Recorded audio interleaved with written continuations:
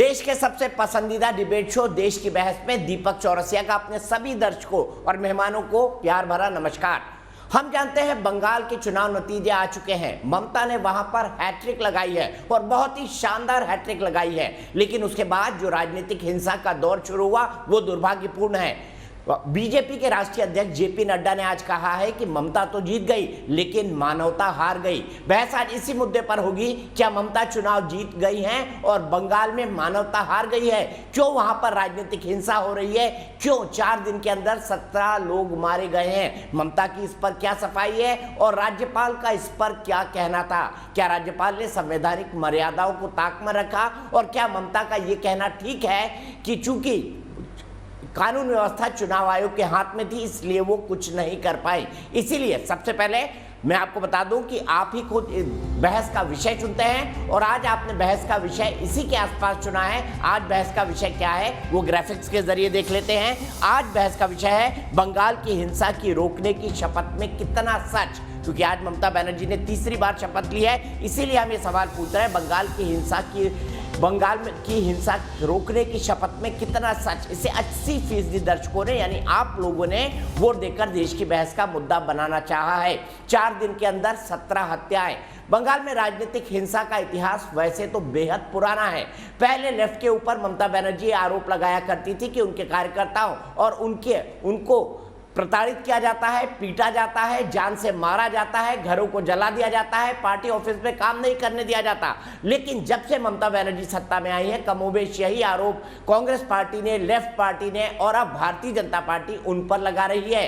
क्या बंगाल की राजनीतिक हिंसा की परंपरा को ममता बनर्जी ने भी अब स्वीकार कर लिया है? ममता ने आज राज्यपाल के सामने वादा किया कि अब कोई हिंसा नहीं करने दी जाएगी, लेकिन 4 दिन के अंदर 17 मौतों के बाद मामला बिगड़ गया है। मामला राष्ट्रीय परिदृश्य में आ गया है। खुद प्रधानमंत्री ने राज्यपाल को फोन किया है और आज गृह सचिव ने पश्चिम बंगाल के गृह सचिव को फोन करके इस बात की नाराजगी जताई है कि हमने जो आपसे पत्र लिखकर राजनीतिक हिंसा के बारे में पूछा था उसका जवाब आपने क्यों नहीं दिया? क्या ममता और केंद्र का एक बार फिर से टकराव होगा?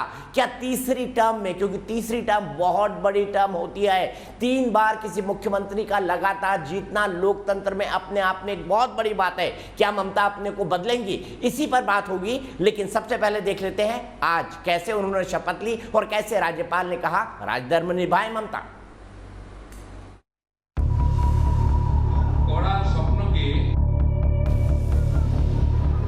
बीजेपी के राष्ट्रीय अध्यक्ष जेपी नड्डा 2 दिन के बंगाल दौरे पर हैं और मारे गए बीजेपी कार्यकर्ताओं के परिवार को सांत्वना दे रहे हैं।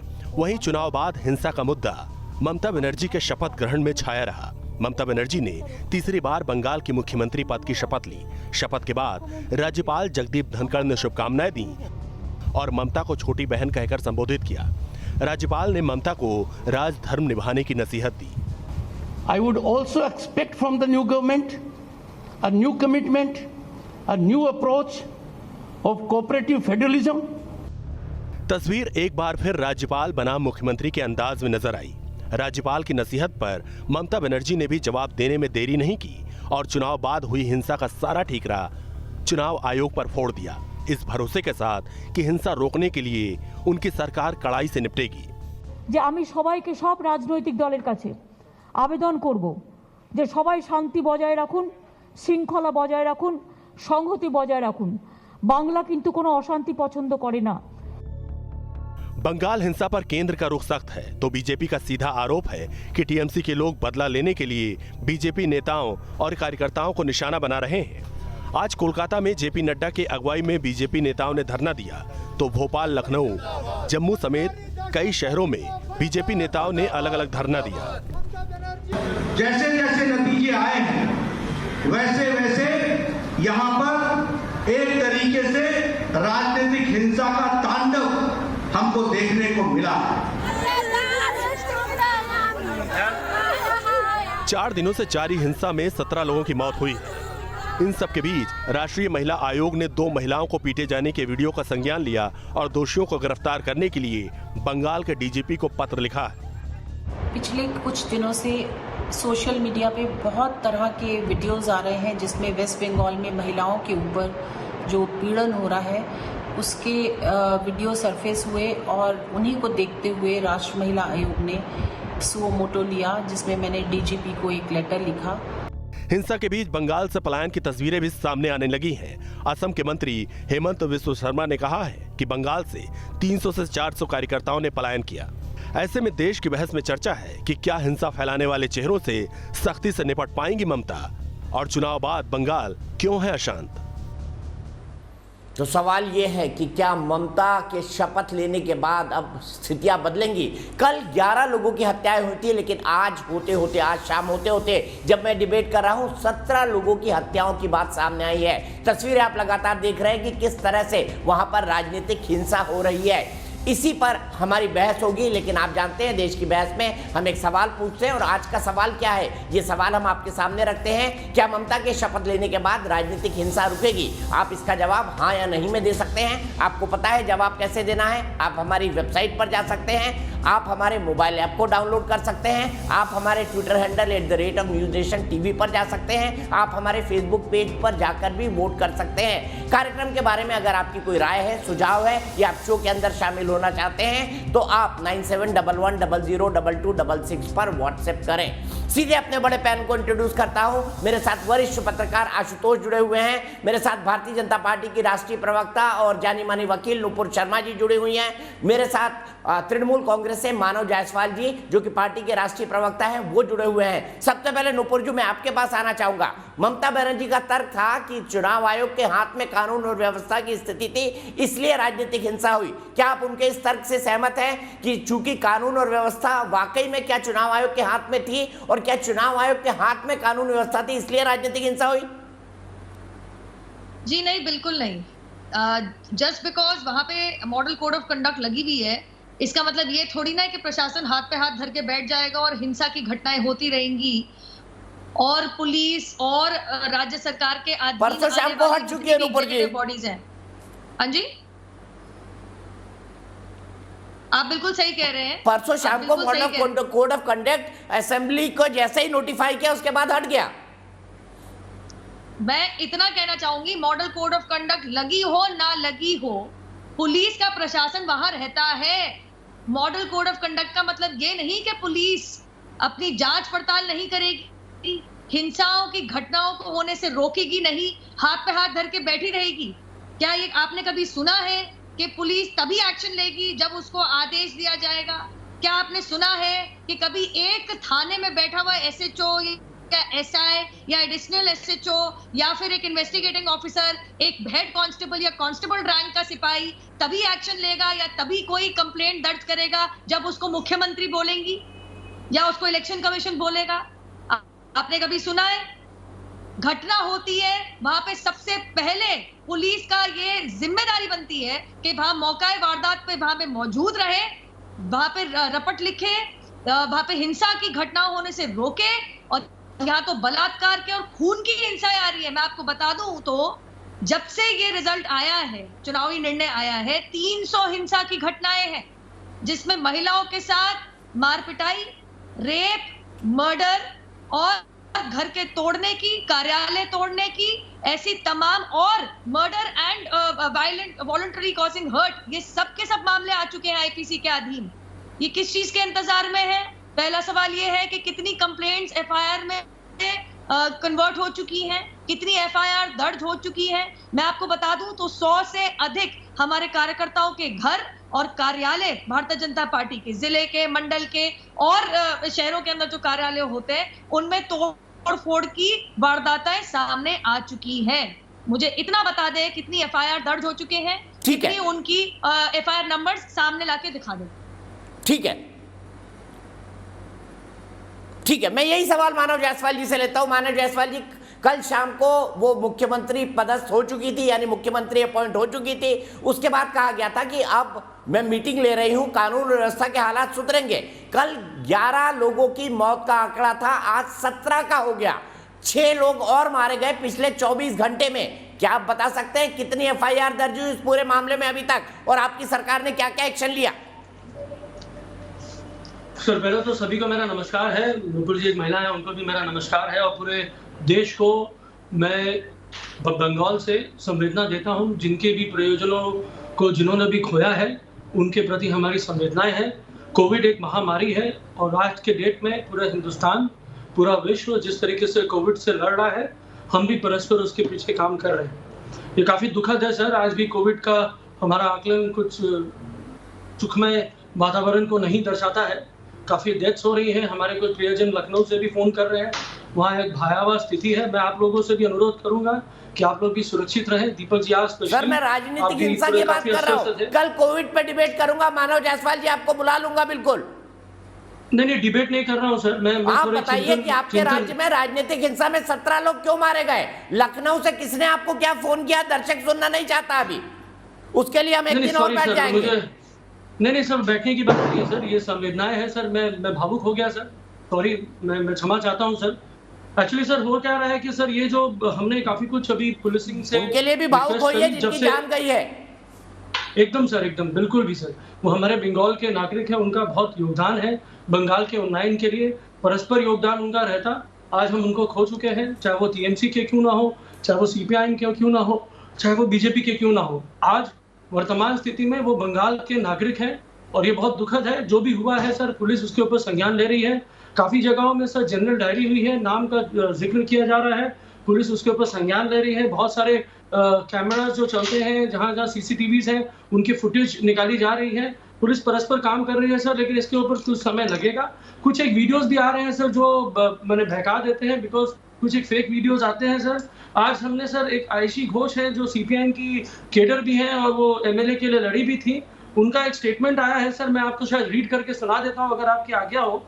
उन्होंने लिखा है ट्वीट में sir, comrades, a lot of misinformation, मैंने बहुत सारी भूल-भुलैया चीजें बताई जा रही है, is also being circulated by BJP RSS just to do communal polarisation.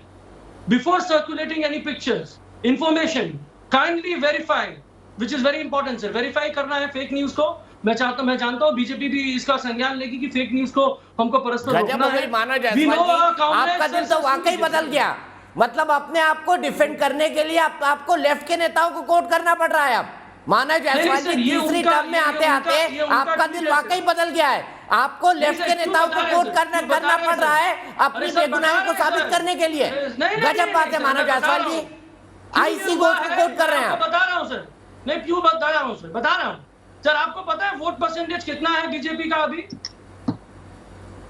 इस इलेक्शन में बीजेपी का वोट परसेंट 2-2.5% कम हुआ है, लेकिन लेफ्ट का वोट परसेंट पूरा का पूरा बीजेपी के प्रति शिफ्ट हो गया है। और जो इलेक्शंस हुए हैं तो इसमें देखा जा रहा है कि जो कांग्रेस थे वो आज भगवाधारी विनाशक हो गए हैं। आज वो भगवाधारी विनाशक हो गए हैं, परिवर्तित हो गए हैं बीजेपी में जाके। और ये बीजेपी का अपना खुद का प्रॉब्लम हो गया है कि वो जो कॉमरेड, जो दो मुहा कॉमरेड निकल गए, जो जेन्युइन कॉमरेड थे, उन्होंने तो लड़ाई कर ली, उन्होंने लड़ रहे हैं, इलेक्शन में जा रहे हैं, बैलेट से इंसाफ मांग रहे हैं। और ये जो कॉमरेड है और बीजेपी 1 और बीजेपी 2 की जो लड़ाई है, इसमें इन लोगों का समीकरण बना नहीं। अब इनको गुस्सा है और सर वो संतरास की राजनीति करती थी कॉमरेड टीम। ठीक है, मैं 1 मिनट के लिए रुकूंगा। आपने इतनी सारी बात कर ली मानव जायसवाल जी, आपने सिर्फ ये बोला कि सिर्फ पुलिस डायरी में एंट्री हुई है, एक भी एफआईआर हुई है, इसका जिक्र आपने मानव जायसवाल जी नहीं किया। लेकिन नुपुर जी आपके पास आऊं उससे पहले सीधे आशुतोष के पास चलता हूं। आशुतोष जी, संज्ञान लिया जा रहा है, अच्छा, अरेस्ट करने के लिए राउंडिंग की एक मिनट, सिर्फ एक मिनट के लिए आशुतोष का एक छोटा सा कमेंट। आशुतोष, क्या वाकई कम्युनल पोलराइजेशन हो रहा है? और अगर कम्युनल पोलराइजेशन किया जा रहा है इस हिंसा के नाम पर, तो इसमें किसका फायदा है? अब तो चुनाव हो गए। दीपक, इसमें इस तरीके से कोई संदेह की बात नहीं है कि पूरे पश्चिम बंगाल में जिस तरीके से कम्युनल पोलराइजेशन किया गया, ये उसका नतीजा है। और ये बंगाल के लिए बहुत भारी पड़ने वाला आने वाले दिनों में। अब आप इसको कौन जिम्मेदार होता है, कौन जिम्मेदार नहीं होता, ये तो वक्त बताएगा। मेरा अपना मानना है कि ये जो हिंसा हुई है, ये उसी कम्युनल पोलराइजेशन का एक हिस्सा है। और इसमें सिर्फ भारतीय जनता पार्टी के लोग नहीं मरे हैं। मैंने आज इंडियन एक्सप्रेस को देखा है, इंडियन एक्सप्रेस के मुताबिक टीएमसी के 4 लोग भी मारे गए हैं, उनका भी संज्ञान लिया जाना चाहिए। मेरा अपना मानना यह है कि सुप्रीम कोर्ट के जज की अध्यक्षता में एक कमेटी बने, यह कमेटी 3 महीने के अंदर अपनी रिपोर्ट दे और यह तय करे कि कौन लोग इस हिंसा के लिए जिम्मेदार हैं।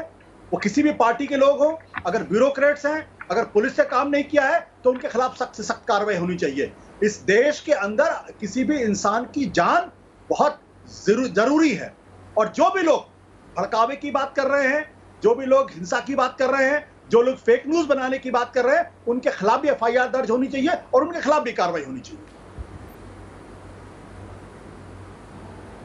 बिल्कुल होनी चाहिए, बिल्कुल होनी चाहिए। जो फेक न्यूज बनाए उसके ऊपर कार्रवाई। लेकिन नुपुर शर्मा जी, मैं आपसे जानना चाहता हूं, आशुतोष ने जो बात कही उसी को आगे ले जाना चाहता हूं। आपके नेता क्यों कह रहे हैं कि भाई इससे तो विभाजन याद आ गया, डायरेक्ट एक्शन डे याद आ गया 1946 का, जब वहां पर हिंदू और मुस्लिम राइट्स हुए थे। आप इसको सांप्रदायिकता का टर्न क्यों दे रही है नुपुर शर्मा जी? क्योंकि जो चीज सामने आ रही है, जब आप इस पटल पे चुनाव जीतती है कि सारे मुसलमान एकजुट होके मेरी को वोट दे, टीएमसी को वोट दे, तो मैं पूछना चाहती हूँ, ये विभाजनकारी राजनीति नहीं हुई तो क्या होता है? क्या है हुआ? ये तुष्टीकरण की राजनीति नहीं हुई तो क्या चीज हुई है? कोलकाता उच्च न्यायालय में जजेस बैठे हैं, उनको हम सबसे कलेक्टिवली ज्यादा कानून पता है। ऐसे ही अपनी मन मर्जी में मजाक के लिए उन्होंने ममता दीदी की सरकार को 6 बार खींच के नहीं बोला था कि तुष्टीकरण और माइनॉरिटी अपीसमेंट की राजनीति करना बंद करें। चाहे वो यही मामला क्यों ना हो कि मुहर्रम के चलते हुए आपने दुर्गा देवी विसर्जन को बंद करा दिया था, जबकि उच्च न्यायालय ने कहा था ऐसा नहीं करना है आपको। तो कृपया करके कौन विभाजनकरण और कौन तुष्टीकरण की राजनीति करता है, ये जरा संज्ञान में लेने वाली बात है। दूसरी बात, अरे जायसवाल जी, आप तब भावुक नहीं हुए थे जब कोरोना वायरस के चलते हुए चुनाव आयोग कह रहा था कि बिल्कुल सेलिब्रेशन नहीं करना, जलसा नहीं निकालना, जश्न नहीं निकालना, लेकिन सड़कों पे होली भी खेली जा रही थी कोरोना वायरस प्रोटोकॉल को। नहीं मैडम, हम भावुक हो गए थे, लेकिन हम प्रधान प्रचारक जी के उस दुखमय वातावरण, जो दुखमय उससे काफी चिंतित हो गए। अब आप मेरा नाम सुन लीजिए, आपको पूरा वक्त दूंगा। मैं हमेशा अपने पैनलिस्ट को पूरा वक्त देता हूँ। उनको सहन शक्ति रखनी पड़ेगी, थोड़ी बहुत इनको सहन शक्ति रखनी पड़ेगी। एक कहावत है अंग्रेजी में, humble in defeat and humble in victory and gracious in defeat। ना तो आप humble humility ना दीदी humility humble madam, humility is the key word। humble वही चीज होती है, अंग्रेजी पढ़ के आइए, phrase humble in victory gracious in defeat। ना टीएमसी humble है, अरे दीपक जी आप इनको चुप कीजिए, ना टीएमसी humble है, ना इनकी दीदी नंदीग्राम हार के। मानव जी प्लीज, सच्चाई तो ये बात मानव जी प्लीज। मैं इतना जरूर कहना चाहूंगी आज की तारीख में जायसवाल जी को, अरे आपकी तो एमपी साहिबा महुआ मोइत्रा मान गई कि हम पागल है, हमारे हाथ में माचिस दे दी तो हमने भैया बस्तियों में तिल्ली लगा के आग लगा दी। वो भली भांति मान रही है कि टीएमसी इसके पीछे है और इस पूरी की पूरी जिस तरीके से आपने वहां हिंसा फैला रखी है उसके पीछे टीएमसी का हाथ है। तो या तो महुआ मैडम वो जो गलत बोल रहे हैं। और मैं फाइनली इतना कहना चाहूंगी, आज आयशा घोष का आपने वो वाला ट्वीट तो पढ़ा नहीं जिसमें वो ये बता रही है कि उनके कार्यालय पे आग लगा दी। अपनी मनमर्जी से यहाँ पे तथ्य सामने ना रखिए और ये भी ना झुटलाएं कि इतिहास गवाह है कि ये वामपंथ दल को तोड़ के ही टीएमसी बनी थी। कोई पेड़ पे से लटक के, कोई फल गिर के आपकी पार्टी नहीं बन गई थी। तो कृपया करके हिंसा की जो सच्चाई है, चाहे वो धूलागढ़ रहे, इनको हिस्ट्री नहीं मालूम है। सॉरी मैडम, दीपा जी मैं उत्तर देना चाहता हूँ, ये गलत बोल रही है ममता दीदी। आप ममता दीदी के आपका सम्मान है, ये जितने नुपुर जी पूरा देश हंसेगा। नुपुर जी रुक जाइए, नुपुर जी मैं रिक्वेस्ट कर रहा हूँ, ये दंगे आपका बहुत सम्मान है। ये जितने नरसंहार हुए हैं वो 10 साल नुपुर जी जब ममता दीदी हास्यास्पद हो जाएगा। नुपुर जी आप आपके संरक्षण में हुए थे, ठीक है। आपकी ममता नुपुर मैं सीधे मानव जायसवाल से यही सवाल पूछता हूँ। मानव जायसवाल जी, मुझे बताइए, ममता जी ने यह भाषण दिया था कि मुसलमानों एकजुट हो जाओ, माइनॉरिटी एकजुट हो जाओ और एकजुट होकर तृणमूल कांग्रेस को वोट दो। इस उनके भाषण के लिए चुनाव आयोग ने उनको सेंसर करके उनका कैंपेन भी 24 घंटे के लिए रोका। अगर आप धर्म के आधार पर वोट मांगेंगे तो जीतने के बाद धर्म के आधार पर बैकलिस्ट तो होगा। तो फिर भारतीय जनता पार्टी को सांप्रदायिकता की बात आप क्यों बोल रहे हैं? सर अब सुन लीजिए, अब सुनने की क्षमता नुपुर जी में होनी चाहिए। और नुपुर जी मैं आपको अनुरोध करूंगा, जब भी आप नेशनल माने मीडिया में बैठे, दीपक जी का चैनल है, ये बहुत ही अद्भुत चैनल है, बहुत ही बड़ा चैनल है। वामपंथियों को तोड़ के ममता बनर्जी ने टीएमसी नहीं बनाई थी, कांग्रेस से निकल के ममता बनर्जी ने टीएमसी बनाई थी। ये इतिहास है। वामपंथियों का वोट आज के वर्तमान रूप में बीजेपी में जा रहा है। वामपंथियों के जो दिखावेबाज, धोखेबाज जो कॉमरेड थे वो लोग बीजेपी में जा चुके हैं। Just a request, it's a national channel, you are respectable women and people listen to you, because being a women अखबार में झूठ लिखा है, सीपीआई लीडर जॉइंस टीएमसी। अखबारों में तो झूठ हिंदू में madam leaders are not voters, leaders are not voters madam. अच्छा तो कहां से आते हैं लीडर? वोटर नहीं होते। Leader let me finish it's okay I understand you have lot of time to pacify yourself, you will pacify, don't worry. तो बता दीजिए। अब मैं मोहम्मद मोहम्मद की टिप्पणी की बात करता हूं, जो आपने माचिस की बात करी ना मैडम, जो आपने माचिस की बात करी मैडम, जो आपने माचिस की बात करी, वो यूपी को लेके बोला था संदर्भ को, वो गुजरात को संदर्भ में लेके बोला था, वो मध्य प्रदेश को लेके संदर्भ में बोला था। शमशान का तांडव हो रहा है, शमशान और कब्रिस्तान में तांडव हो रहा है, ये उसके लिए बोला था। माचिस दोगे पागल को तो जलेगा ही ना, वो तो जलाएगा ही। किसने माचिस की तिली दी एक पागल को, ये बोल रहे हैं वो। और जहाँ तक मैडम वो बोल रहे हैं उनके पास कलेजा है, उनके पास कलेजा है। करके मानव मैंने पूरा वक्त दिया आपको, पूरा वक्त दिया। नुपुर जी प्लीज सुनिए बात, मानव की बात को सुनिए, मानव को कंक्लूड करने दीजिए। नुपुर जी प्लीज मानव को कंक्लूड करने दीजिए, उनका टर्न है। मैडम एक एफआईआर का तो नंबर बताया नहीं, पूछिए इनसे, बात पे भटक रहे हैं, बता दीजिए एक डायरी नंबर बता दीजिए भैया। गृह हो गया, खुद मुख्यमंत्री है क्या कि भाई जो संतरास करने वाले थे शुभेंदु अधिकारी, वो अभी बीजेपी में है, उनका इतिहास है संतरास करना, ये तो प्रूव है। एफआईआर के नंबर सवाल एक दर्शक से बात करने के तुरंत बाद पूछूंगा। मेरे साथ एक दर्शक जुड़ गए हैं, प्रवीण बत्रा गाजियाबाद से। मानव जी, नुपुर जी 1 मिनट के लिए रुक जाइए। दर्शक की बात जानना बेहद जरूरी है, देश की आम जनता क्या सोचती है ये जानना बीजेपी के लिए भी जरूरी है और तृणमूल के लिए भी। प्रवीण जी मुझे बताइए, बंगाल में जो राजनीतिक हिंसा हो रही है उसको आप कैसे देखते हैं, क्या मानते हैं, आपका टेक क्या है? दीपक जी नमस्कार। मेरा ये मानना है कि अगर इस तरह की हिंसा फैलती रही तो देश में गलत लोकतंत्र का संदेश जा रहा है। अब ये चीज पहले भी हुई, होने से पहले भी, उसके बाद में भी होती है, ये क्या सुनियोजित है? ये मैं वीडियो देख रहा था कि वो पहले से भाग रहे थे और पहले से जैसे ऐसे लग रहा था वो बोल भी यही रहे थे, करना था हमें, लूटना था हमें, लूटना था। समझ में ये नहीं आ रहा कि ये लोकतंत्र को कहाँ ले जाया जा रहा है। अगर किसी भी पार्टी का या किसी भी अगर दफ्तर में आग लग रही थी या हो रहा था, ममता जी को वहां पर जरूर जाना चाहिए था, ये संदेश देना चाहिए था कि हम हिंसा में विश्वास नहीं रखते, कम से कम आप मौके आए वारदात पे पहुंचिए तो सही। ठीक है, सुनील चोपड़ा जी के पास चलता हूं, लेफ्ट के बड़े नेता हैं। सुनील जी मुझे बताइए, ये लेफ्ट के लोग क्यों बोलने लगे? नुपुर जी आरोप लगा रही है कि लेफ्ट के नेता ये नारा लगा रहे हैं कि मां माटी मानुष जिंदाबाद, और मानव जायसवाल ये आरोप लगा रहे हैं कि लेफ्ट वाले बोल रहे हैं छोड़ो वाम, अब बोलो जय श्री राम। असलियत ये है कि इन सब में से लेफ्ट की पोजीशन सबसे बेहतर है जहां पर सांप्रदायिकता का सवाल उठता है। हम कभी ना एक सर घर लुट गया आपका, घर जल गया, उसके बाद बेहतर पोजीशन बता रहे हैं। और अरे घर को आग लग गई, घर के चिराग से, वो लेफ्ट की पोजीशन बेहतर बता रहे हैं आप। कितने नंबर आए आपके बताइए ना। हाँ, कितनी विधायक जीते आपके बताइए ना, जहाँ पर आपने 34 साल राज किया। की सरकार आ रही है और सर में पश्चिम बंगाल पे बहस है आज, केरल पे नहीं। ये जो आप दिखा रहे हैं होने नहीं दिया, तो आप जरा ध्यान रखिए। सर लेफ्ट सबसे मजबूत, सर मैं पश्चिम बंगाल की बात कर रहा हूँ, वहां पर नारा लगा छोड़ो वाम बोलो जय श्री राम।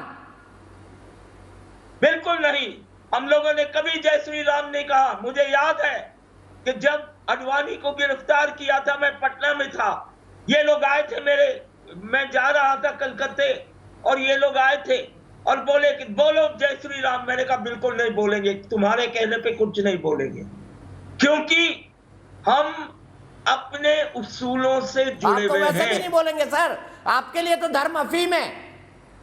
बिल्कुल, मैं तो हूं और मैं कभी हाइड नहीं करता, मैं तो एथिस्ट हूं, कोई डर नहीं है मुझे। आप लोग भगवान के नाम पे इंसान को मारते हैं, हम इंसान को बचाते हैं, हमें कोई जरूरत नहीं है ढोंग और फरेब की। ठीक है, मैं सीधे चलता हूं आशु के पास। आशुतोष जी, मैं आपसे जानना चाहता हूं, आशु मुझे ये बताइए कि क्या वाकई नुपुर जो आरोप लगा रही है, मानव जो आरोप लगा रहे हैं, इनके पीछे कोई तथ्य है? क्या वाकई जो राजनीतिक हिंसा है उस मॉडल को ममता बनर्जी ने ठीक उसी तरह अडॉप्ट किया जिस तरह से लेफ्ट इसको 34 साल चलाते आया, और खुद ज्योति बसु ने फ्लोर ऑफ द हाउस माना कि हाँ राजनीतिक हिंसा का कल्चर पश्चिम बंगाल में है। दीपक, मुझे थोड़ा समय दीजिएगा। पहली बात तो यह कि इसमें कोई दो राय नहीं है कि बंगाल के अंदर राजनीतिक हिंसा है, इसमें कोई दो राय नहीं है। और इस हिंसा की शुरुआत सिद्धार्थ शंकर रे की जब कांग्रेस की सरकार की उस वक्त शुरू हुई थी। जो नक्सलवाड़ी के आंदोलन को और एक्सट्रीम लेफ्ट का आंदोलन था उसको क्रश करने के लिए सिद्धार्थ शंकर रे ने उस आंदोलन की शुरुआत की थी, और उस तरीके का कि जो हिंसा आज भी पश्चिम बंगाल के अंदर है, इसमें कोई दो राय नहीं। दूसरी बात, मैं नुपुर जी को पहले कांग्रेस पार्टी में थी, 1996 में कांग्रेस पार्टी उन्होंने अपनी तृणमूल कांग्रेस बनाई थी। उनका लेफ्ट से कोई लेना देना नहीं है, बल्कि लेफ्ट के लोगों ने उनकी जान लेने की कोशिश की थी और उनके ऊपर 1986-87 में जानलेवा हमला हुआ था। ज्वाइन नहीं करी टीएमसी। एक मिनट नुपुर जी, मैंने आपके बारे में बोला नहीं। आप ये कहना चाह रहे हैं कि लेफ्ट पार्टी ने कभी टीएमसी ज्वाइन नहीं करी? एक मुझे बोलने दीजिए, मैंने आपको तो डिस्टर्ब नहीं किया, मुझे बोलने दीजिए। आप जवाब दे दीजिएगा मेरी बात। तथ्य पे बात कीजिए। मैं तो तथ्य में बात कर रहा हूँ, आप अपनी हंसाई मत करिए। आप ये कह रहे हैं तो मैं मान लूं कि लेफ्ट कार्टर ने कभी टीएमसी। दीपक, अब आप ही जवाब दे दीजिए इनका। दीपक, इनका जवाब आप ही दे दीजिए। क्या तृणमूल कांग्रेस की नेता ममता बनर्जी लेफ्ट पार्टी? अच्छा नहीं, नुपुर जी प्लीज कंक्लूड कर लेने दीजिए उनको, अपना तर्क रख लेने दीजिए, उसके बाद आप ही के बात आऊंगा। टीएमसी ज्वाइन ही नहीं करी। नहीं, तीसरी बात हो गई, लेफ्ट कार्टर ने कभी टीएमसी ज्वाइन नहीं करी। देखिए नुपुर जी, आप जितना बोलेंगे आपकी कमजोरी हाईलाइट होगी। वो तृणमूल कांग्रेस जो है, वो लेफ्ट से नहीं टूट के बनी। कांग्रेस पार्टी कांग्रेस पार्टी में थी, वो कांग्रेस पार्टी में थी 1996। कांग्रेस पार्टी में थी। नहीं, मैंने ये नहीं कहा वो कांग्रेस पार्टी में नहीं थी। मैंने ये कहा कि कार्डर उनका लेफ्ट को भी उन्होंने ज्वाइन करवाया टीएमसी में। आप चलिए, आपको दुरुस्त का बहुत अच्छी बात। दीपक, इससे तो आप अपनी ताहिर हुसैन वाली कमजोरी दिखा रहे हैं। उन्होंने आपके तर्क को सुन लिया, अब आप उनकी बात सुन लिया। मैंने उनकी बात। अब तीसरी बात मैं कहना चाहता हूं कि भारतीय जनता पार्टी के जो नेता है दिलीप घोष, मैं उनके 4 बयान आपके सामने रख देता हूं। 28 अगस्त 2019 जान से मार देंगे, 7 सितंबर जूतों से मारेंगे टीएमसी के लोगों को। दिलीप घोष 8 नवंबर 2020 हाथ पैर तोड़ कर बैठा देंगे और शमशान घाट में पहुंचा देंगे टीएमसी के लोगों को। 28 दिसंबर इतना मारेंगे कि बैंडेज तक मिलाने के लिए टाइम नहीं मिलेगा। फिर वो कहते हैं पब्लिक प्रॉपर्टी अगर डैमेज किया तो कुत्तों की तरह गोली मारी जाती। अब ये कौन सी भाषा है? भारतीय जनता पार्टी चाल चरित्र चेहरे के लिए जानी जाती। भारतीय जनता पार्टी पश्चिम बंगाल को हिंसा मुक्त करना चाहती है, तो भारतीय जनता पार्टी के जो अध्यक्ष हैं दिलीप घोष को, उनकी भाषा भी संयमित होनी चाहिए। चुनाव आयोग ने उनके ऊपर बाकायदा रोक लगाया था कि आप प्रचार नहीं कर सकते। मैं इस बात को अच्छी तरीके से जानता हूं कि बंगाल के अंदर चाहे कांग्रेस पार्टी हो, चाहे तृणमूल कांग्रेस हो, चाहे सीपीआई हो, सीपीएम हो, इन सब लोगों ने हिंसा को बढ़ावा दिया है और उस हिंसा का नतीजा है कि आज वहां लोग मारे गए। लेकिन जो मारे गए हैं वो सिर्फ बीजेपी के लोग नहीं है, उसमें तृणमूल कांग्रेस के भी लोग हैं, उसमें लेफ्ट के भी लोग हैं, उसमें भारतीय जनता पार्टी के भी लोग हैं, उसमें आईएसएफ के भी लोग हैं। तो इसलिए मैंने कहा कि ये जो हिंसा हुई है इसके कारण क्या है, सुप्रीम कोर्ट के जज की नियुक्ति होनी चाहिए और उनके अंतर्गत एक इन्वेस्टिगेशन होना चाहिए और फिर पता चलना चाहिए कौन हिंसा के पीछे जिम्मेदार है। मुझे ठीक है, मानव से सवाल लूंगा, मैं सीधे नुपुर जी के पास चलता हूं। नुपुर जी, मुझे दिलीप घोष के उकसाने वाले बयान, उन्होंने लगातार ऐसे बयान दिए जो हिंसा को बढ़ावा देने वाले हैं, कैसे डिफेंड करेंगे उनको? उन्होंने तो यहाँ तक कह दिया, कैसे बंगाली है मुझे समझ नहीं आता कि दुर्गा माँ के बारे में कौन जानता है, आगे पीछे कोई कुछ नहीं जानता। जी नहीं, ये उनका मतलब नहीं था। आई एम सॉरी टू से, वो माँ है, वो देवी है और एक पुरुष से कंपैरिजन नहीं होना चाहिए, उनका मतलब ये था। अगर आपको भी आधी अधूरी बात करनी है आशुतोष जी जैसी, दिलीप घोष जी याद है, पर इनको ममता जी आप भी जानती है क्या मतलब था और दिलीप घोष के उस बयान का आपको कितना नुकसान हुआ है, शायद अंदाजा नहीं आपको। और ये आशुतोष जी नहीं बताएंगे कि जब 2 युवकों से ममता दीदी मुख्यमंत्री होने के बावजूद कहती है खा लो ढेर दूंगी, ये तो बिल्कुल हिंसक नहीं है। ये वो नहीं बताएंगे, मोदी को मैं नहीं मानती थप्पड़ मार दूंगी, ये आपको आशुतोष जी नहीं बताएंगे। आपको ये नहीं बताएंगे कि कंकड़ पत्थर भेजूंगी भर के, आपको ये नहीं बताएंगे साला मोदी, आपको गाली देनी पड़ रही है, मुझे बहुत शर्मनाक बात है, लेकिन भाषा ऐसी है टीएमसी की। और आपको ये भी नहीं बताएंगे कि किस तरीके से स्क्रू ढीला है, स्क्रू गिर गया। और मैं तो ऐसे बयान है जिनके बारे में मैं बोल भी नहीं सकती अपनी जबानी, जिसमें गंदी गंदी गालियां हैं, और इनके बारे में बखूबी वीडियोस भी निकले हैं, वो आशुतोष जी आपको नहीं बताएंगे, क्योंकि इनकी नैरेटिव को सूट नहीं करता। अब इनका नैरेटिव ये है कि टीवी पे बोलो कि हिंसा हो रही है, टीएमसी के भी मर रहे हैं, लेकिन दिलीप घोष जी के बयान देखो। अरे सारी चीजों को जोड़ लो, ममता दीदी के बयानों को आप डिस्काउंट नहीं कर सकते। अरे मुख्यमंत्री तो वही थी, और ना ये चीज डिस्काउंट कर सकते हो कि लॉ एंड ऑर्डर आखिरकार रिस्पॉन्सिबिलिटी, जिम्मेदारी किसकी है? किसी भी राजनीतिक दल का कोई भी मरा हो, जवाबदेही कौन देगा इस बारे में? आशुतोष जी आप देंगे, मैं दूंगी, कोई और देगा? और रही सर्वोच्च न्यायालय की बात, तो इंडियन कलेक्टिव और हमारे राष्ट्रीय प्रवक्ता गौरव भाटिया जी दोनों ने पिटीशन फाइल कर दी है कि किस तरीके से सीबीआई की जांच होनी चाहिए, बकायदा सर्वोच्च न्यायालय में। आप सोचते रह गए, वहां पिटीशन फाइल हो गई। कृपया करके अगली बार से आप कुछ भी बोले ना, अपनी टिप्पणी रखें तो आप डिस्काउंटेड वर्जन मत दिया कीजिए। सिलेक्टिव नैरेटिव बिल्डिंग सबको सूट करती है, लेकिन दीदी कहती क्या करती क्या है? और दीपक मैं जवाब दे दूं उनका। गांगुली, चाहे शोभा मजुमदार हो, चाहे हमारी रूपा गांगुली, बिल्कुल मैं आ रहा हूं आपके पास, मेरा भी एक सप्लीमेंट्री है। थप्पड़ पड़ गए हो, चाहे रूपा गांगुली जी को म्युनिसिपल चुनाव के बीच में थप्पड़ पड़ गए हो टीएमसी के गुंडों द्वारा, चाहे लॉकेट चैटर्जी जी की साड़ी फाड़ दी गई हो, ये आप क्यों भूल जाते हैं? शोभा मजुमदार जी की मौत किस तरीके से बेरहमी से हुई है, ये आप क्यों भूल जाते हैं? और महुआ मोहिता जी के बारे में मैंने बयान बता दिया, उसके बारे में आपने कुछ नहीं किया। हमने पकड़ाई, हमने बस्ती में आग लगाई। ठीक है, ठीक है आशुतोष जी, मुझे इस बात का जवाब दीजिए। आपने दिलीप घोष का जिक्र किया और कहा कि चुनाव आयोग ने सेंसर करके उनके कैंपेन को भी रोका, पर ममता बनर्जी के कैंपेन को भी उन्होंने रोका था इस बात पर, क्योंकि उन्होंने कहा था मुसलमान एकजुट होकर तृणमूल कांग्रेस को वोट करो। तो ये भी तो भड़काऊ है, ये एक्शन भड़काऊ नहीं है क्या? जब धर्म के आधार पर वोट मांगे जाए, वो भी इस खुले तरीके से। दीपक जी, जब मैं अपनी बात कह रहा था, मैंने सबसे पहले कहा कि पश्चिम बंगाल के अंदर जो हिंसा की राजनीति की शुरुआत कांग्रेस के जमाने में सिद्धार्थ शंकर रे के समय से हुई। मैंने लेफ्ट को भी उसके लिए जिम्मेदार ठहराया, मैंने टीएमसी को भी जिम्मेदार ठहराया, और अब बीजेपी के भी मैं कह रहा हूं, बीजेपी जो चाल चरित्र चेहरे की बात करती है, वो भी उसी भाषा का इस्तेमाल कर रही थी, जो भाषा का इस्तेमाल तृणमूल कांग्रेस के नेता करते हैं, भारतीय जनता पार्टी को उस भाषा का इस्तेमाल नहीं करना चाहिए था। दूसरी बात, मैं एक चीज पूछना चाहता हूं जो बहुत अच्छी बात है, दीपक शायद आप बेहतर तरीके से समझते हैं। अगर ममता बनर्जी पश्चिम बंगाल की कानून व्यवस्था के लिए जिम्मेदार थी, तो देश के प्रधानमंत्री को ममता बनर्जी यानी चीफ मिनिस्टर को फोन करके कहना चाहिए आप कानून व्यवस्था को फौरन दुरुस्त करिए। वो राज्यपाल को क्यों फोन कर रहे थे? इसके दो चीज हो सकते हैं, या तो वो मानते हैं कानून व्यवस्था के लिए ममता बनर्जी जिम्मेदार नहीं है, राज्यपाल जिम्मेदार है। दूसरी बात, या तो ममता बनर्जी और मोदी के बीच में ऐसा इस तरीके का रिश्ता है कि वो एक दूसरे से फोन पर बात नहीं कर सकते। वही ऐसी बात करता है। अनुपुर जी, आपको ये तो पता नहीं कि ममता बनर्जी लेफ्ट में थी या कांग्रेस पार्टी में थी? राज्यपाल केंद्र का प्रतिनिधि होता है भाई, प्रधानमंत्री जी से बात करेंगे। दीपक एक मिनट, अब मुझे तो बोलने नहीं दे रही है।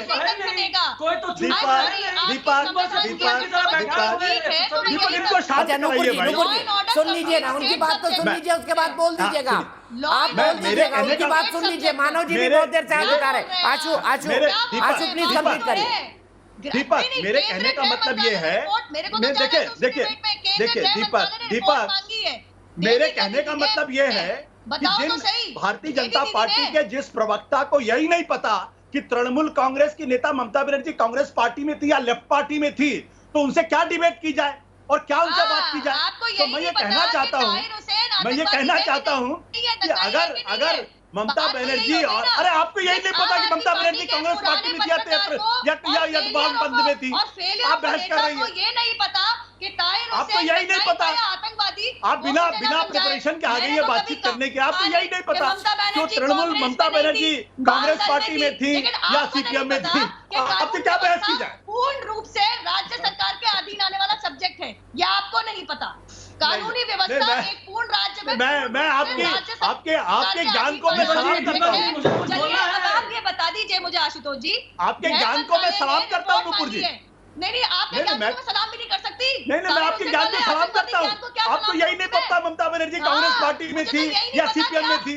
टीवी पे क्या कर रहे हैं? आपको यही नहीं पता। ताहिर हुसैन आतंकवादी, ताहिर हुसैन दंगाई की आप पैरवी करके टीवी पे कर क्या रहे हैं? नहीं, आप थोड़ा सा अध्ययन करके आया करिए, बड़बोलापन सिर्फ आप कर सकते हैं। थोड़ा सा पढ़ लिख के आया करिए और ये पता कर लीजिए। आप डिबेट कर रहे हैं, आपको यही नहीं पता ममता बनर्जी लेफ्ट फ्रंट में है या कांग्रेस पार्टी में थी।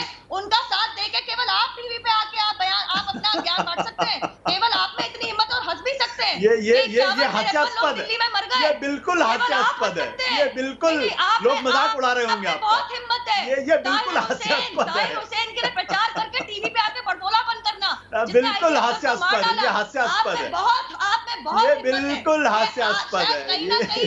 ठीक है, मैं आप दोनों को रोकता हूँ। बहुत वन बैटिंग हो गई दोनों की, बहुत वन बैटिंग हो गई। मुझे एक दर्शक के पास जाना है, जयपुर प्रीति शर्मा। मेरे ख्याल से इस तरह का आर्गुमेंट अनएंडिंग है। आप दोनों का वक्त खत्म हो रहा है मेरे चैनल पर। अच्छा, एक बार फिर आशुतोष और नुपुर जी, में एक बार फिर आप दोनों को आमने सामने रखूंगा और अकेले आशुतोष रहेंगे, अकेले नुपुर रहेंगे। आप दोनों भिड़ लीजिएगा। लेकिन अभी मैं जयपुर चलूंगा प्रीति शर्मा के पास। मेरी एक दर्शक जुड़ गई है। प्रीति, क्या कहेंगे बंगाल की हिंसा के बारे में? नमस्कार।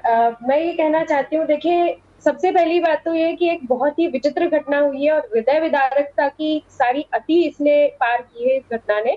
और जहां हम देखते हैं कि एक लोकतंत्र की शुरुआत, चुनाव के बिल्कुल बाद में लोकतंत्र की स्थापना करने का जो कार्यक्रम था, और उसके बावजूद आप देख रहे हैं कि उस राज्य के अंदर हिंसात्मक कार्यवाहियां बार बार हो रही हैं और लगातार हो रही हैं। तो ये एक बहुत ही एक प्रश्न चिन्ह खड़ा करता है कि उस राज्य के अंदर कानून व्यवस्था अगले 5 साल क्या होगी। तो आप ये नहीं कह सकते अब इस स्थिति में कि जो सरकार 3 बार लगातार चुनी गई है और अब अगले आने वाले 5 साल में क्या स्थिति होगी। तो ऐसी स्थिति जो कि और ऐसे कोरोना की जो परिस्थितियां चल रही है, जिसके अंदर मृत्यु और जीवन के साथ व्यक्ति लड़ रहा है, वहां इन हिंसाओं के साथ भी उसे लड़ना पड़ रहा है। जबकि ये 2 प्रत्याशियों के बीच का एक संघर्ष था और उस संघर्ष को एक साधारण और सहज रूप से स्वीकार करने की बजाय और आप इस कोरोना की परिस्थितियों के अंदर अपना मतलब एक ऐसी स्थितियां आप पैदा कर रहे हैं जिसके अंदर आप अपनी जीत की खुशी मना रहे हैं या अपनी हार का जो देख रहे हैं मंजर। ऐसे में हम बिल्कुल नहीं ये सोच सकते कि ये कौन सी स्थितियां पैदा करना चाह रही है अगला ये है एडमिनिस्ट्रेशन, और इसमें कैसे जनता विश्वास करेगी। आप कह रहे हैं कि आगे कानून व्यवस्था की स्थिति क्या होगी, इस पर हम जाएंगे। प्रीति जी, बिल्कुल हम जाएंगे। रुक जाइए, पॉज लीजिए। बोलते बोलते पॉज लेना चाहिए, नहीं तो शब्द जो है गड़बड़ा जाते हैं। प्रीति जी, सीधे मैं चलता हूं यहाँ से। पीके अग्रवाल जी मेरे साथ जुड़ गए, जो कि फॉर्मर एडिशनल चीफ सेक्रेटरी है वेस्ट बंगाल के। इसके अलावा प्रेम शुक्ला जी भारतीय जनता पार्टी के राष्ट्रीय प्रवक्ता मेरे साथ जुड़ गए। सीधे मैं अग्रवाल जी के पास चलूंगा। अग्रवाल जी, मुझे बताइए, ममता बनर्जी का ये तर्क था सुबह तक कि भाई अभी तक तो चुनाव आयोग का शासन था, मेरे हाथ में कुछ था नहीं। क्या कार्यवाहक मुख्यमंत्री के हाथ में कानून और व्यवस्था संभालना नहीं होता? शांतनु गुप्ता जी भी जुड़ गए।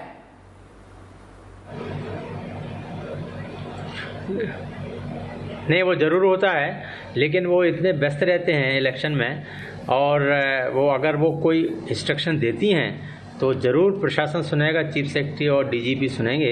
यद्यपि डीजीपी इलेक्शन कमीशन ने खुद नॉमिनेट कर दिए थे, क्योंकि कुछ भी कारण हो सकते हैं, लेकिन जो कार्यवाहक मुख्यमंत्री है उनका दायित्व है और दायित्व निभाना चाहिए। लेकिन इसके बाद, जब चुनाव के बाद जब एक बार मुख्यमंत्री शपथ लेती हैं, तो इसके बाद तो उनका पूरा दायित्व है, क्योंकि गवर्नर को एड एंड एडवाइस करेंगे मुख्यमंत्री। इसका अर्थ है कि जो आर्टिकल 163 है संविधान का, एक पूरा law and order state subject है और मुख्यमंत्री की जिम्मेदारी है। अगर राज्य में हिंसा होती है तो उनको इसकी जिम्मेदारी लेना चाहिए, और जीत के बाद तो किसी भी व्यक्ति को या दल को विनम्र होना चाहिए, और आक्रामक यदि उनका दल होता है तो उनको बंद करना चाहिए। मैं सोचता हूँ ममता जी अगर एक घोषणा करें तो उनकी एक घोषणा पर ही ये बंगाल में ये बंद हो जाएगा, हिंसा है। लेकिन प्रशासन का भी दायित्व है, ऐसा नहीं है प्रशासन मूक दर्शक रह सकता है। मुख्यमंत्री रहें या नहीं रहें, भारत प्रशासन से चलता है, और भारत में के संविधान में जो व्यवस्था है वो प्रशासन कंटिन्यूअस है, पार्टी आए या जाए। तो हमारे जो प्रशासन है, पुलिस है, उनको भी पक्षपात रहित होकर इस हिंसा को बंद करना चाहिए, क्योंकि आजकल तो वीडियोग्राफी भी होने लगी है। पहले तो ये था कि जो पार्टी शासन में है वो सब समय क्वेश्चन करती थी अफसरों को, भाई हमारा आदमी इसमें इन्वॉल्व नहीं था। आजकल तो वीडियो पे दिखाकर कोई क्वेश्चन ही नहीं कर सकता। इसके अतिरिक्त वो केस कोर्ट में जाएंगे और कोर्ट में भी एक गवाही दी जाएगी, एक प्रमाण रखे जाएंगे। तो एक कोर्ट प्रशासन सब मिलकर इतना इंडिपेंडेंट है देश में कि एक केवल मुख्यमंत्री किसी दल के मुख्यमंत्री पे ही निर्भर नहीं करता है। तो मैं सोचता हूँ कि सभी अंगों को, कार्यपालिका न्यायपालिका को एक साथ मिलकर ऐसा करना चाहिए कि बंगाल में फिर से नॉर्मलसी हो। और जो बंगाल का खराब इतिहास है, देखिए मैं वहाँ पे एडिशनल चीफ सेक्रेटरी रहा, मैं इतने साल तक रहा वहाँ, तो वहाँ पोल के बाद हिंसा होती ही है और हम लोग मानकर चलते थे कि इस हिंसा को कैसे दबाया जाए। और वहाँ पर जो राजनीतिक दल हैं वो इतने सक्रिय हैं, इतने प्रॉम्प्ट हैं कि पुलिस के जाने के पहले ही हिंसा कर देते हैं, पहले से सोच के रखते हैं। लेकिन इसके बाद पुलिस की जो कार्रवाई है बड़ी स्ट्रॉन्ग होना चाहिए, जिससे कि दूसरी कार्रवाई, दूसरी हिंसा ना भड़के। अभी हिंसा बहुत हो चुकी है और इस पर विशेषता जब मुख्यमंत्री जी तीसरी बार मुख्यमंत्री होंगे तो वो तो मानव जायसवाल जी टीएमसी के प्रवक्ता है। मानव जी, समय का हिंसा होता है बहुत ही। आप ये कह रहे हैं कि फेक न्यूज है, आप ये कह रहे हैं कि हम कार्रवाई करेंगे, हमने डायरी एंट्री कर ली है। पूरे देश ने तस्वीरें देख ली आग कहां कहां लगी, पूरे देश ने तस्वीरें देख ली किन किन को चोटी पकड़कर मारा गया, पूरे देश ने तस्वीरें देख ली किस तरह से एक फेसबुक वीडियो देख लिया, एक शख्स के जान लेने आए टीएमसी के कार्यकर्ता, उसके घर जब जान लाने आए वो फेसबुक वीडियो भी लोगों ने लाइव देख लिया, उसके बाद भी एक भी एफआईआर नहीं। क्या ये शर्मनाक नहीं है? और अग्रवाल साहब ने बताया कि कानून व्यवस्था तो कंटिन्यूअस होती है। अच्छी बात है सर, मैं अग्रवाल जी को नमन करता हूं, बहुत अच्छे तरीके से उन्होंने बताया कि कानून व्यवस्था जो है वो स्टेट का सब्जेक्ट है। लेकिन ये हमारे प्रधानमंत्री जी को पता नहीं है, उनको लगता है कि गवर्नर साहब ही शायद सीएम है, क्या कि वो तो उसी रोल में दिख रहे हैं कि वो बीजेपी के सीएम है। वो बीजेपी वो प्रांत के गार्जियन नहीं है, गवर्नर सर गार्जियन होते हैं। उनको गार्जियन का कार्य का निर्वाह करना चाहिए, उनको दिशा दिखानी चाहिए, उनको लोगों से समन्वय बनाना चाहिए, उनको परस्पर समन्वय का तालमेल इकट्ठा करना है। लेकिन वो ये नहीं करते हैं। वो क्या करते हैं, बीजेपी को जो स्पोक्स पर्सन चाहिए वो हमारे गवर्नर साहब के रूप में उनको मिल गया। अब प्रधानमंत्री जी को चिंता हुई बंगाल की, उनको याद, अरे बंगाल में तो मेरा एक ही आदमी है जो बात कर सकता है। क्यों? क्योंकि बाकी सब तो चुप हो गए। दिलीप घोष, जिनको माता दुर्गा का संज्ञान लेना पड़ रहा है। अरे ममता दीदी बात करती है क्या पीएम से? मुझे बताइए कितनी कोरोना की मीटिंग में गई वो? अरे सुनिए सर, सुनिए, जो मुख्यमंत्री प्रधानमंत्री को सार्वजनिक तौर पर शब्द कहे, क्या आप उम्मीद करते हैं कि प्रधानमंत्री पलटकर उनसे कैसे मुद्दे पर बात करेंगे जो पॉलिटिकली ठीक नहीं है?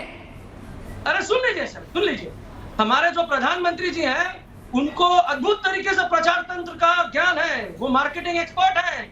उनको 8 बजे, 9 बजे, 12 बजे, 5 तारीख पे तारीख दिखती है, लॉकडाउन कराना है, दरबार सजाना है, जैसे अकबर बिरबल का दरबार होता था ना नवरत्न का, उनको सीएम लोगों का दरबार सजाना है, उनको प्रवचन देने हैं, मौनी दाढ़ी वाले बाबा को। हमको प्रवचन नहीं सुनना है सर, हमको कार्य का निर्वाह करना है। हमने कार्य का निर्वाह किया है, हम परस्पर कार्य का निर्वाह कर रहे हैं। और हर सर सबसे बड़ी बात, सर निर्वाह कर लेते ना, कुछ एफआईआर भी करवा देते। लेकिन हाँ जो 17 लोग मारे गए उनकी एफआईआर भी करवा देते ना मानव जायसवाल जी, कार्य का निर्वाह हो जाता। एफआईआर करवा देते, कार्य का निर्वाह हो जाता। कुछ लोगों की गिरफ्तारी करवा देते, कार्य का निर्वाह हो जाता। ये किया क्या आपने? परस्पर कर रहे हैं सर। सुन लीजिए, पिछले 3 साल से जब से ये सरकार आई है ना बीजेपी की सेंट्रल वाली, इन्होंने अद्भुत तरीके से बंगाल की छवि को नष्ट करने सर मैं तो 3 दिन की बात कर रहा हूँ। 3 दिन में आपने कितनी गिरफ्तारी की? 3 दिन में आपने कितनी एफआईआर लिखाई? तीसरी बार सत्ता में आने के बाद ये बता दीजिए। 17 लोग मारे गए, कितनी एफआईआर लिखी गई, नंबर बता दीजिए। कितने गिरफ्तार हुए, नंबर बता दीजिए। Mamata Banerjee as CM within 36 hours आपको रिपोर्ट्स मिलेंगे और मैं उम्मीद करूंगा कि आप सुचारू रूप से उसको भी दिखाएंगे। मैं उम्मीद करूंगा कि जो नूपुर जी बोल के गई ना माचिस वाली बात, वो शमशान जिस तरीके से भव्य तरीके से दिख रहा है पूरे हिंदुस्तान में, शमशान कब्रिस्तान का तांडव दिख रहा है। सर मैं क्या पूछ रहा हूँ, जवाब क्या दे रहे हैं मानव जी? आप मुझसे बहुत विद्वान हैं, आप एक सत्ताधारी पार्टी के प्रवक्ता है, मैं तो एक छोटा सा पत्रकार हूँ। ये जवाब दे दीजिए कि तीसरी बार की मुख्यमंत्री ने 3 दिन की हुई राजनीतिक हिंसा पर कितने लोगों की गिरफ्तारी की, सिर्फ इसका जवाब दे दीजिए। अरे सर यही तो मैं बोल रहा हूँ, भूताहा लोग आ गए सर, सीसीटीवी फुटेज नहीं मिल रहा है, पुलिस तो चरमराई हुई थी, इनको तो इलेक्शन कमीशन को तो खाली इलेक्शन करना था, उनको नतमस्तक हो गए थे किसी एक जन के प्रति। गजब है मानव जायसवाल जी, गजब है, क्या तर्क देते हैं। अरे सर कुछ फुटेज मुझसे ले लेना, लोग मुझको ट्वीट करते हैं वहां से, सीधे प्रेम शुक्ला जी के पास चलूंगा। मानव जायसवाल जी का तर्क गले उतर रहा है प्रेम शुक्ला जी। जी देखिए, संविधान के विषय पर संविधान विशेषज्ञों से वार्ता तो की जा सकती है, लेकिन कोई अज्ञान पर आमादा हो तो उससे कैसे वार्ता की जाएगी। ऐसी स्थिति में एक मुहावरा बड़ा प्रख्यात है जो मैंने प्राथमिक विद्यालय में पढ़ा था, भैंस के आगे बीन बजाओ भैंस बैठ पड़ रहा है। अब संविधान पर चर्चा करें, संवैधानिक स्थिति पर चर्चा होगी।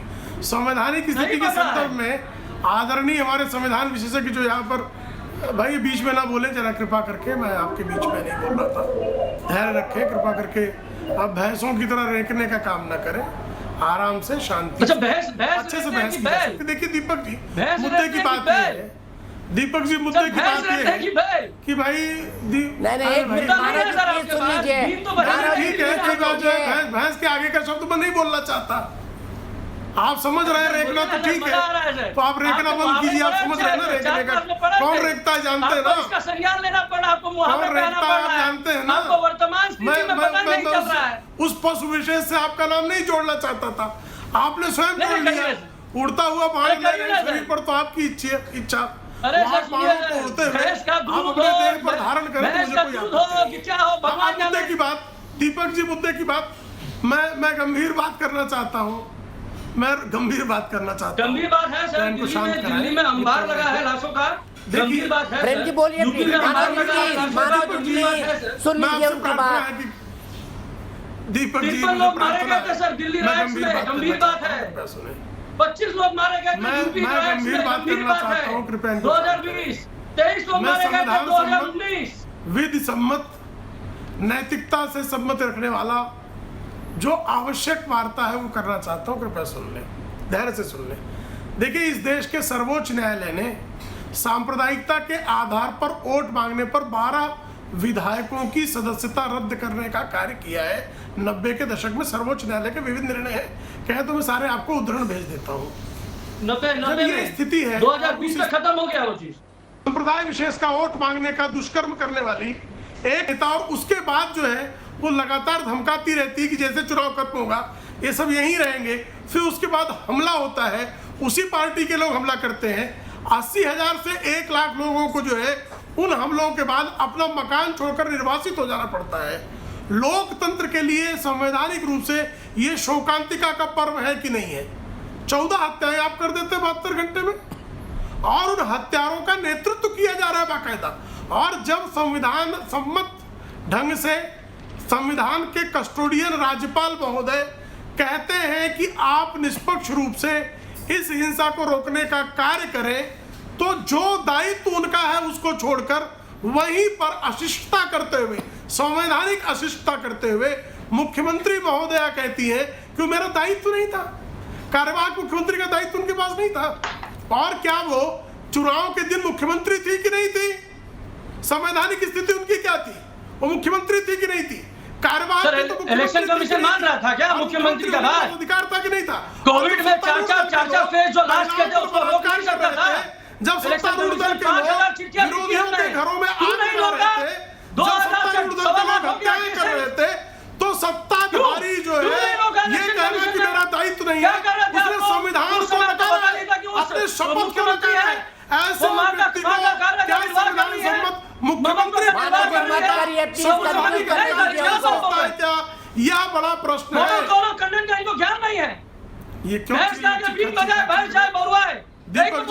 तर्क सम्मत बात कर रहा हूँ, मैं संविधान सम्मत बात कर रहा हूँ। ये लगातार रेख रहे हैं, पता है कि नहीं मॉडल कोड ऑफ कंडक्ट कुछ क्या बोल रहे हैं, क्यों बोल रहे हैं, किस लिए बोल रहे हैं? अच्छा मैं दोनों को रोकता हूँ। मानव जी जोर से चिल्लाते हैं ना, आपकी आवाज आना बंद हो जाती है। मानव जी थोड़ा टीवी सीखिए, अब आपको बहुत दिन हो गए हैं। जब आप स्काइप पे चिल्लाना शुरू करते हैं ना, आपकी आवाज डिस्टॉर्ट होके आती है, आपकी आवाज दर्शकों को सुनाई नहीं देती है। सुन लीजिए मेरी बात। शताद्रु राय मेरे एक दर्शक कोलकाता से जुड़ गए हैं। राय साहब क्या कहेंगे बंगाल की इस राजनीतिक हिंसा पर, और कौन करवा रहा है ये सब, आपको क्या लगता है? हम पिछले 30 मिनट से आप लोग का ये प्रोग्राम देख रहे थे कलकत्ता से।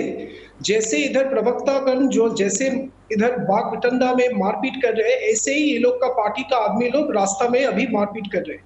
पिछले 34 साल से बाम का लेफ्ट फ्रंट के रूल में जो हम लोग देखे हुए थे, उसका हम लोग परिवर्तन के लिए बोले थे कि परिवर्तन करना है। बट ये क्या परिवर्तन हुआ है बंगाल में? हम लोग बंगाल का कल्चर बोलते हैं हर जगह में, बंगाल का हम लोग कल्चर के साथ एजुकेशन एकेडमिक्स के लिए हम लोग बोलते हैं, बट ये क्या कल्चर हुआ है? आज जब मुख्यमंत्री 10 साल के बाद, जब 2 टर्म के बाद जब तीसरा बार हैट्रिक किए हैं, उस दिन आज बीरभूम जिला में एक 25 उम्र की एक लड़की को गैंग रेप करके मार दिए गए। ये जो 1% जो लीडरशिप, जो 99% आम आदमी को जो कंट्रोल करते हैं, ये आदमी पिछले 8 जो फेजेस हुए हैं बंगाल में पिछले 3 महीनों से हम लोग सब जगह में देख रहे थे। ये भारतीय जनता पार्टी का स्टेट प्रेसिडेंट दिलीप जी ने हर जगह में हिंसा का वातावरण फैल रहे थे उसका स्पीच के माध्यम से। खेला हबे तृणमूल कांग्रेस को भी देख रहे थे। ये लोग का पॉलिटिकल आइडियोलॉजी नहीं था। ये कोई भी पॉलिटिकल जो आइडियोलॉजी होता है, जो उम्मीदवार आदमी लोग के पास जाते हैं कि डेवलपमेंट के बाद, ये डेवलपमेंट का बात हम लोग पिछले 8 फेजेस में हम लोग नहीं सुने हैं। सिर्फ खेला हबे मतलब क्या है? खेला हबे का अक्सर है कि मारपीट दंगाबाजी करना है, और उधर बोल रहे थे रगड़ के रख देंगे। एक भारतीय जनता पार्टी का जो प्रेसिडेंट था। आपने सीधे शांतनु गुप्ता के पास चलता हूं। शांतनु, क्या आपको लगता है बंगाल की इस राजनीतिक हिंसा का ये स्वरूप क्या कभी रुक सकता है, जो सिद्धार्थ शंकर रे के जमाने से शुरू हुआ और ममता बनर्जी जी के जमाने तक चल रहा है? दीपक जी, आपने बिल्कुल ठीक कहा। जब पहली बार ममता जी 2011 में चीफ मिनिस्टर बनी, तो हमें लगा कि अब लेफ्ट का जो खूनी शासन, लिटरली रेड जो शासन है, वो खत्म होगा। लेकिन ममता बनर्जी ने बिल्कुल उसे ही दोहरा दिया। उन्होंने उस कल्चर को अडॉप्ट कर दिया और उन्होंने अपने अपोनेंट को राजनीतिक रूप से नहीं, उसे बिल्कुल सामने से शारीरिक रूप से आघात पहुंचाना शुरू कर दिया। मुझे बड़ा दुख हुआ मानव जायसवाल जी ने जिस तरह से इतना अमानवीय रूप से उस घटना को मतलब एक्नॉलेज तक नहीं करा थी। अगर आपके पास, अगर मान लिया जुरिसडिक्शन नहीं है, आपके पास 200 से ज्यादा विधायक हैं, वो जाके लोगों को मना नहीं सकते क्या? आपके विधायक केवल इसीलिए जीते थे कि वो जीत के विधानसभा में जाएंगे। आप कह रहे हैं मेरा जुरिसडिक्शन था या जुरिसडिक्शन नहीं था। आप तो चीफ मिनिस्टर हैं, आपके ममता जी इतने समय से राजनेता हैं वेस्ट बंगाल से। वेस्ट बंगाल ने उनको संसद तक पहुंचाया है, चीफ मिनिस्टर की कुर्सी तक पहुंचाया है। वो ऐसे पल्ला झाड़ सकती है क्या? इतना अमानवीय तरह से वो बोल रहे हैं। एक्नॉलेज तो कर लीजिए, आप ही के राज्य के लोग हैं वो। आपको शायद वोट दिया हो ना दिया हो, 211 सीट आपकी आ गई हैं, 213 सीट आ गई हैं। वो विधायक मिलके नहीं जा सकते क्या? वो पीड़ा लोगों की ले नहीं सकते क्या? आप ही के लोग हैं। मानव जी एक दिन में आगे इतने अमानवीय हो जाएंगे तो वो ठीक नहीं रहेगा। हम वो राजनीतिक रूप से छीटाकशी करते हैं, आपको ज्ञान नहीं है, सबके अपने व्यू होते हैं। लेकिन एक दिन आके क्योंकि आप सत्ता में आ गए तो कहते हैं जो मेरे पास उसको मैं मारना शुरू कर दूंगा, मैं एक्नॉलेज तक नहीं करूंगा उसको। ये मानव जी मानवता नहीं है। दीपक जी, मैं परस्पर बात करना चाहता हूँ। ये मानवता नहीं है। नहीं सर, मानवता आप मुझे क्या, मैं आपको बताऊं, मैं मानव जी के पास चलता हूँ। मानव जी ठीक है, मैं शांतनु जी को बता दूं कि आपने तमाम घटनाओं पर चिंता और दुख जाहिर किया था, लेकिन मेरा सवाल फिर भी बना हुआ है। एक FIR बता दीजिए भाई, दर्जनों घटनाएं हुई है। सर मैं आपको बताना चाहता हूँ, शांतनु भाई साहब को भी बताना चाहता हूँ सर, ममता जो नाम है ना सर, उसका जो मायने है, वो मायने हमारे लिए काम किया है। हमने सर, सुनाई दे रही है सर बात मेरी? मानव जी बिल्कुल सुनाई दे रही है। उस ममता को तो दिखाने का समय है। ममता जो नाम है ना सर, जो नाम है ना सर, वो जो नाम है ना सर, उसका निर्वाह किया है सर, ममत्व का निर्वाह किया है, परस्पर किया है। ये जो हो रहा है सर, ये जो वामपंथी के जो दोगले चरित्र के जो लोग थे, जो बीजेपी में चले गए, उनकी आइडियोलॉजी लुप्त हो गई, उनको शोषण करना था, ये बीजेपी में चले गए। और सर इसके परस्पर जो बात हुआ है, हम लोग ये आज के डेट में 11 करोड़ हमारी जनता है, हर एक इंसान, हर एक बच्चा हमारी शक्ति है, हमारी महिलाएं हमारी शक्ति है, वही हमारा विवेक मार्गदर्शन करती हैं।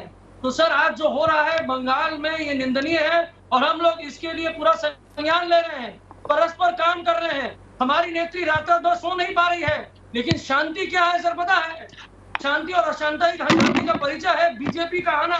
मैं उनको बोलता हूँ, जय सिया राम भैया, जाइए दिल्ली और रहिए, हमको थोड़ी देर के लिए शांति दीजिए। कोविड से भी निपटेंगे और ये जो दुराचार फैलाए जा रहे हैं उनसे भी निपटेंगे। लेकिन ये नहीं, जय श्री राम बोला, जय श्री राम बोल दीजिए, क्या दिक्कत है? मानव जायसवाल जी, आप तो जय श्री राम बोल दीजिए, क्या दिक्कत है? सुनिए सर, सुनिए हम माता सीता को साथ लेके चलते हैं, परस्पर लेके चलते हैं। ये मदर क्या बोलते हैं, भारत माता की जय। अगर आपने वीडियो देखे होंगे, अगर आपने वो वीडियो देखे होंगे जो सब पूरे देश ने देखे हैं, संतरी जी सुन लीजिए, दिल फट जाएगा आपका, मौका नहीं मिलता है। आप तब ये नहीं बोल पाएंगे।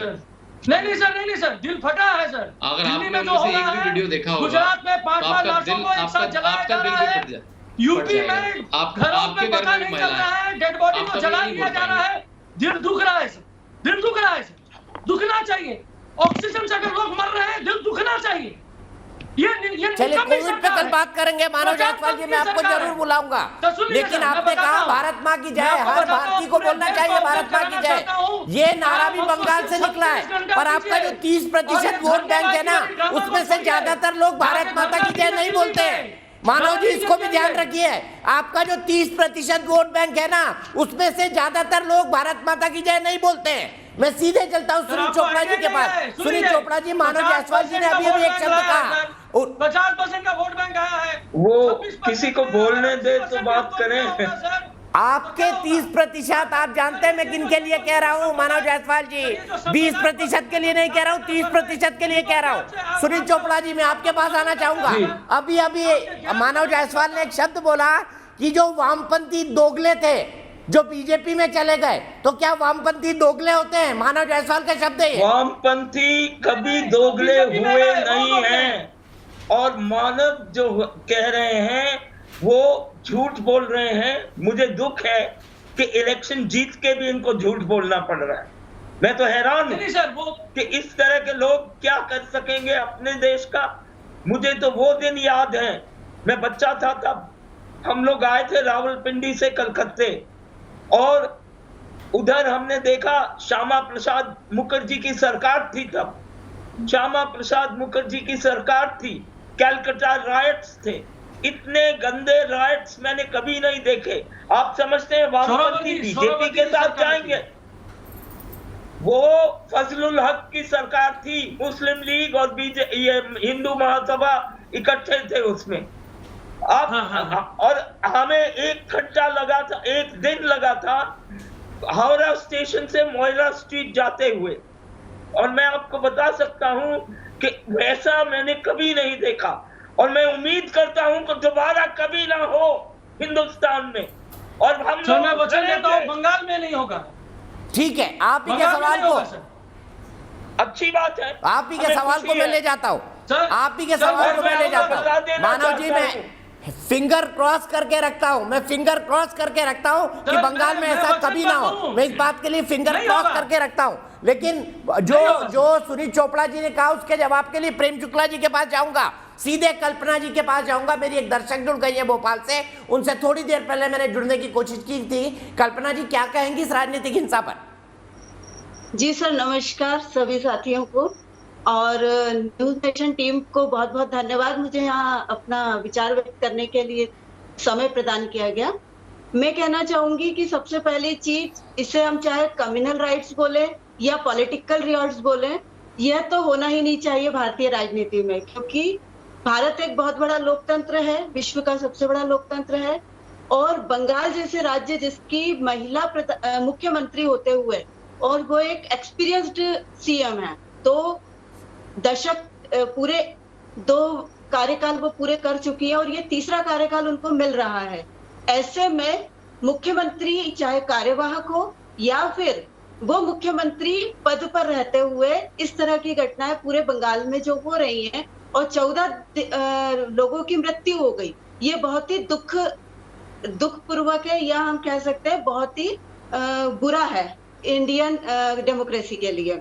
दूसरी चीज, यदि हम ये कहें कि ठीक है, बिल्कुल सही आपने कहा, भारतीय लोकतंत्र के लिए बिल्कुल शुभ संकेत नहीं है। लेकिन प्रेम शुक्ला जी, लोग कह रहे हैं, भारतीय जनता पार्टी के नेता कह रहे हैं डायरेक्ट एक्शन डे याद आ गया हमको जो बंगाल में हो रहा है। लेकिन यहाँ पर सुनील चोपड़ा जी कह रहे हैं डायरेक्ट एक्शन डे टाइप के हालात के लिए बंगाल में आप जैसी विचारधारा हिंदू महासभा की जिम्मेदार है। उन्होंने बताया अपना इंसिडेंट कि कैसे उनको कोलकाता में एक दिन लगा था एक जगह से दूसरे जगह पहुंचने में, क्योंकि दंगे हो रहे थे वहां पर। देखिए, उस रावलपिंडी से कोलकाता आने के लिए मजबूर क्यों हुए थे सुमित चोपड़ा? क्योंकि इनके ही कम्युनिस्ट जहूर जो है जहीर ने उसी उस पाकिस्तान का संविधान लिखा था।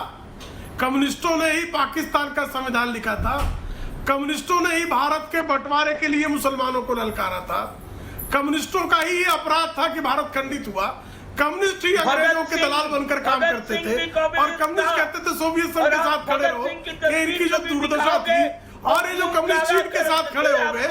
इन कम्युनिस्टों ने जिस तरह से बंगाल में हिंसा का नृशंसनाश किया और इन कम्युनिस्टों के नृशंसनाश को जिस तरह से ममता बनर्जी आज नर पिशाचों के गिरोह की सरदारनी बनकर काम कर रही है। सुनील चोपड़ा जी सुन लीजिए, आपके बीच में नहीं बोले थे वो। लेकिन दानों के समर्थक होते हैं वो। इन मानव के मानव नाम होता है और दानों का समर्थन होता है। आप बलात्कारियों के समर्थन में खड़े हो जाते हैं, आगजनी करने वालों के समर्थन में खड़े हो जाते हैं, नर पिशाचों के समर्थन में खड़े हो जाते हैं। 80,000 से अधिक पश्चिम बंगाल के 80,000 से अधिक लोगों को पहले ग्राम पंचायत के चुनाव 2018 में हुए, हजारों लोगों को बंगाल छोड़कर निर्वाचित होना पड़ा। आज विधानसभा चुनाव हो रहे हैं, हजारों लोगों को निर्वाचित होना पड़ा है। दर्जनों लोगों की हत्या आपने पार्टीशन करवाया है। अगर सुमित चोपड़ा के परिजनों के साथ ही इस तरह की घटना 80,000 लोग जो है वो निर्वासित होने के लिए मजबूर हुए हैं। उनका अपराधी कौन है? उनके अपराधी ये कम्युनिस्ट है। पहले कांग्रेसी थे, फिर कम्युनिस्ट हुए, आज तृणमूल कांग्रेस पार्टी के लोग हैं। ये आपराधिक वृत्ति के लोग हैं, ये नरपिशाच है। ठीक है, एक कंक्लूडिंग कमेंट मानव जायसवाल जी, देश की बहस के 80% दर्शकों का मानना है, मैं फिर से पोल दिखा रहा हूं, देश की बहस के 80% दर्शकों का मानना है कि ममता बनर्जी के आने के बाद भी राजनीतिक हिंसा नहीं रुकेगी। भारत के मेरे दर्शक अविश्वास क्यों कर रहे हैं ममता बनर्जी पर? मैं अपने भारत की जनता पे पूर्ण विश्वास रखता हूं और मुझे अपनी मां जैसी नेत्री के ऊपर संपूर्ण भरोसा है और मैं आपके माध्यम से पूरे देश को अवगत कराना चाहता हूं, जिस तरीके से बंगाल की जनता ने उनके भरोसा रखा है, आप भी संयम रखते हुए, धैर्य रखते हुए भरोसा रखें। पूरे देश की दिशा दिखाएगी ममता बनर्जी, पूरे देश को दिशा मिलेगी। ये दिशाहीन सरकार जो है, जो अहंकारी और चश्मा पहनी हुई सरकार है, ये लुप्त हो जाएगी अपने अहंकार में। वो भस्मासुर की तरह करेगी, भस्मासुर की तरह। और सर ठीक है, मैं आप सभी को यही रोकूंगा। अफसोस मेरे पास वक्त इतना ही है, लेकिन एक बात मैं कह दूं, एक बहुत फेमस शेर है बशीर बद्र का, लोग टूट जाते हैं एक घर बनाने में, तुम तरस नहीं खाते बस्तियां जलाने में। तो प्लीज बस्तियां जलाने की राजनीति बंद करिए। हाथ जोड़ के हमारी बंगाल की जनता से, बंगाल के राजनीतिक कार्यकर्ताओं से यही रिक्वेस्ट है। 80% मेरे दर्शक मानते हैं कि ममता बनर्जी राजनीतिक हिंसा को शायद नहीं रोक पाए, लेकिन मैं ये कतई मानना नहीं चाहता। मैं चाहता हूं कि ममता बनर्जी के आने के बाद वहां पर कानून का राज एक बार फिर से कायम हो। फिलहाल एक ब्रेक, लेकिन न्यूज नेशन पर खबरों का सिलसिला लगातार जारी।